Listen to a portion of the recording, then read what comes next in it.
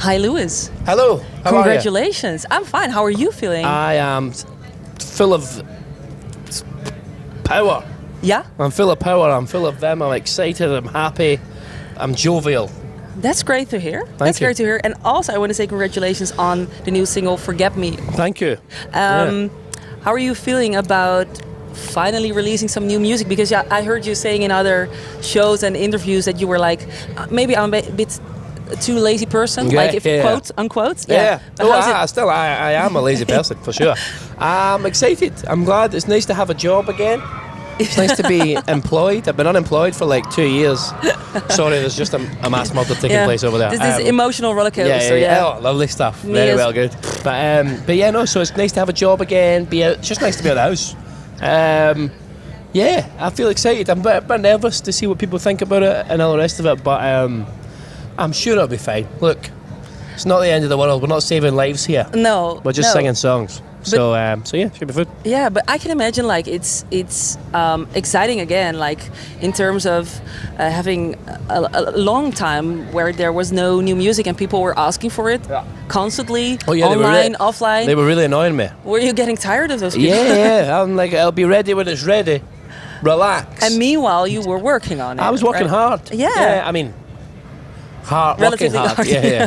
I've got friends who are like grave diggers. My job's pretty easy. We have to. Yeah. I was working. Full stop. Can you take me with you in the process? When did you start? With who? And so we wrote this song in particular in Scotland. I did a lot of this new stuff in Scotland just because, I mean, the pandemic made it hard to travel, and then as well as that, it was just night. I'm kind of after so long of like having to go to other people's houses or like other people's countries to write with them. It was nice to sort of be like, listen, we had a success on the first album. Yeah, you have to come to me now. So this is the situation right now. This is it. Yeah, exactly. No, but it was good. So I did it with a guy called Fro, who is part of TMS, and they produced the track, the three of them. And I did it with Michael Pollock and Phil Plested. So I've worked with TMS and Phil Plested before. With Michael Pollock, this was like the first day we wrote together, and he's incredible. So yeah, it was fun. It was really good fun. I think I didn't expect it to be as upbeat, shall we say? I mean, the lyrics are still depressing as ever, but yeah, it's a bit more upbeat and a bit more like it's got some tempo in it. So it was fun. No, it was really good. The song's basically about an ex of mine. It was like a year since we'd broken up. And I was like on her Instagram, and I was like, "Oh, it looks like she's really happy. I hate it. Why is she so happy? Feeling what you're she saying, got to be so happy about? I'm over yeah. here miserable. This seems unfair." So I wrote a song about it, and yeah, that's it. It just kind of came out the way it did, and I'm over it now. I'm glad she's happy now. I swear. Really? I promise. Yeah, I promise you. But yeah, at the time I was just where I was in my life, and to be fair, she might have still been thinking it was just on Instagram. No one puts like they're struggling on there. So yeah, it was all about that, and it was fun. It was fun to make, and I'm really proud with how it turned out, and I hope people like it. And how did that work for you? Because I can totally relate to that feeling, and when you see it online, and I'm like the angry girl. I'm like so hateful. I would keep notes in my phone. What kind of person were you? How were you putting these thoughts or this? Well, I was just kind of internalizing them and really just not telling anybody else about it, but just every night I would go home and like scroll through their Instagram and be like, just make myself more worked up and angry. But not have an outlet to do it. So and then walking into the studio like and just like, what's going on, Lewis? And I'm like, nothing at all. I'm just furious. But just like pinching myself and like all this. I don't know, just giving myself a hard time. But yeah, when we wrote the song and stuff, it was quite nice to that was the first time I kind of talked it through with anybody and all the rest of it. So. Did you do that? Because I can imagine it's so. I would feel so naked when singing those kind of things in the studio. Yeah, well, the thing is, I make sure we all have to be naked in the studio. Okay, check. That's what happens. Mm-hmm. So we all. I insist that because I am emotionally bearing all, that everyone has to be bollock naked when we're writing songs. I can see that. Yeah. And thanks very much. And the guys couldn't have got their clothes off fast enough. So. Thank you very much, gentlemen. I appreciate it. Do you know what I mean? No, but in terms of like the feelings and putting it out there, and I was wondering that how did you cope with it afterwards? You get used to it. I think after the last album and stuff, you kind of I was just writing songs then, and I never thought that there'd be a bunch of people listening to it. It's not hard to write it necessarily. It's hard to, like, now it's hard thinking about like, oh, all these people are going to hear this song. Yeah. Now this is the difficult bit. It's not the actual writing of it isn't stressful or whatever, because you're just writing about what you feel, and you're kind of with people who, like Phil and Fro, who I wrote it with. I know, and Michael, I know really well now, and it's like it didn't feel like I was overshading or whatever, because that's what songwriting is like putting everything into it. So it's more like now when I'm releasing music to like the world, then it's a bit more like, oh no, everyone's going to read this, and people are going to take the piss out of me on TikTok. This is going to be awful. But I think it'll be fine. It's one of those things where after a certain point, it'd be really hard to put the songs out if I was going through that now. But because I've like sort of been through it, because I've been through it, it's like, it's fine. Who cares? And how much time do you spend on how important do you find it to see and read the reactions on such a song as this? Because, like as you mentioned, there has been some anger while you were scrolling through Instagram. Are you now also getting positive vibes and enthusiasm, that kind of feeling through DMs, for example? As a reaction of the song? The people who I've played it to like it a lot and stuff. I'm still yet to kind of delve into like DMs and whatever on like public reaction.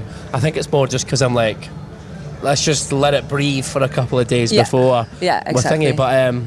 But yeah, it's always nice. I'm more kind of apprehensive this time because it's weird this time. Like, first album, I didn't know if anyone was going to listen, and now I kind of know that at least like a couple hundred people will listen to this. Yeah. So it's weirder knowing that there's like an audience there who are like interested in a second song.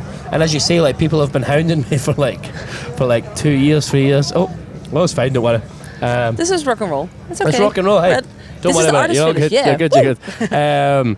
So yeah, it's like, well, as you say, people have been like hounding me and wondering when this shit's going to come out for the last 2 years. So that's the nerve-wracking thing, and I just hope that the people who like the first album like this. Yeah.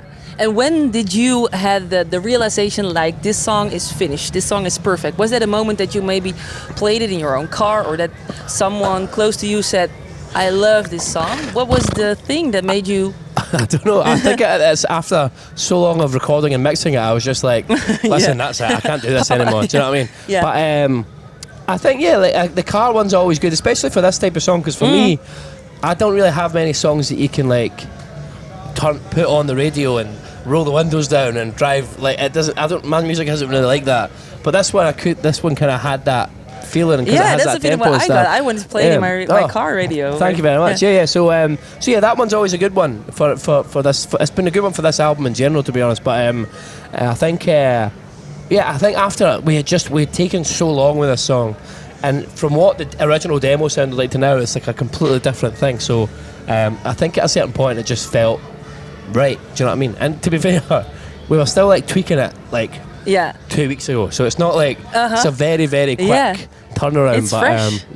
Exactly. Yeah, it's so fresh. So it's like maybe I'll look back and be like, oh no, we should have taken some more time with this. But I hope that's not the case, and I hope people like it.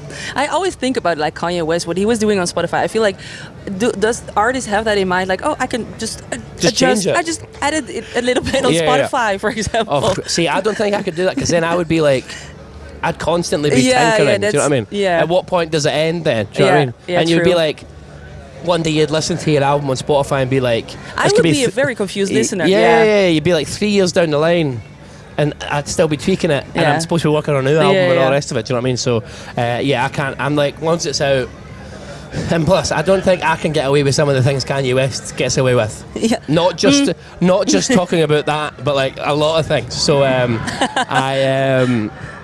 I definitely, I don't think I'd be able to get away with that. So, I think for me, it's when it's out, it's done, and that's that. Yeah, it's great to hear, and really exciting to be playing the new song on the radio at 3FM.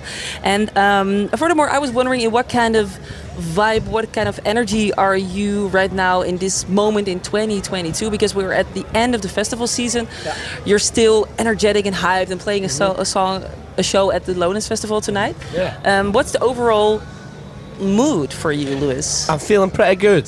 I'm like excited but tired. Do you know what I mean? Yeah. Like, I'm up for it, but also could go to sleep just now if you let me. Do you know what I mean? Yeah. It's like I could play a show, but I could also not. If you could choose, like. yeah. Do you know what I mean? No, I feel good. It's like end of festival season's always like.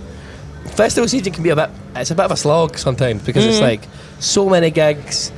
It's not your crowd all the time, and you're like, it's like an uphill battle sometimes. But this has been nice. It's been kind of like. It's been very nice to just play shows again, because that was the thing with us. I was supposed to have new music out at the start of festival season, and that obviously didn't happen. And now, in hindsight, I'm glad that it never happened. I'm glad we waited till after, because I hadn't played a show in I don't think I've played a show in the Netherlands in 3 years. I guess 3 years or something like that, maybe 2. So it's like, it was just about learning how to play live again this summer.